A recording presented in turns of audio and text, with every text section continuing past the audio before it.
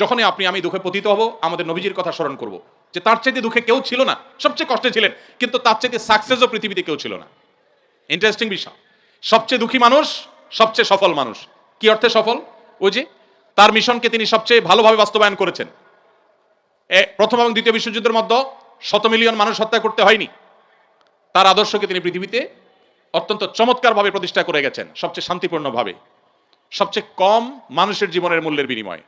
অতএব কষ্ট যখন হবে আমাদের সবর করতে হবে ওই কথা চিন্তা করে। আমাদের সমাজে একটা কুসংস্কারাচ্ছন্ন বিশ্বাস আছে, উক্তি আছে, এখনো গ্রামে গঞ্জে এমনকি শহরেও অনেক মানুষ আছে, কারোর যদি বিপদ আপদ পিছ না ছাড়ে, একের পর এক বিপদ লেগেই আছে। দেখবেন অনেকে কমেন্ট করে, লোকটা কত বড় অপরাধী হলে একটার পর একটা বিপদ লেগে আছে, কত খারাপ মানুষ। অথচ একটার পর একটা বিপদ লেগে থাকা এটা মানুষের খারাপ হওয়ার কোনো প্রমাণ নয়।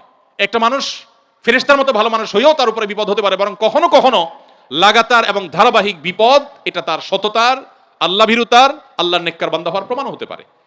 তো এই জন্য আমরা যারা বিপদগ্রস্ত আছি তাদের জন্য সান্ত্বনা হলেন নবী করিম সাল্লাল্লাহু আলাইহি ওয়াসাল্লাম। আল্লাহ আমাদেরকে ধৈর্য ধারণ করার তৌফিক দান করুন।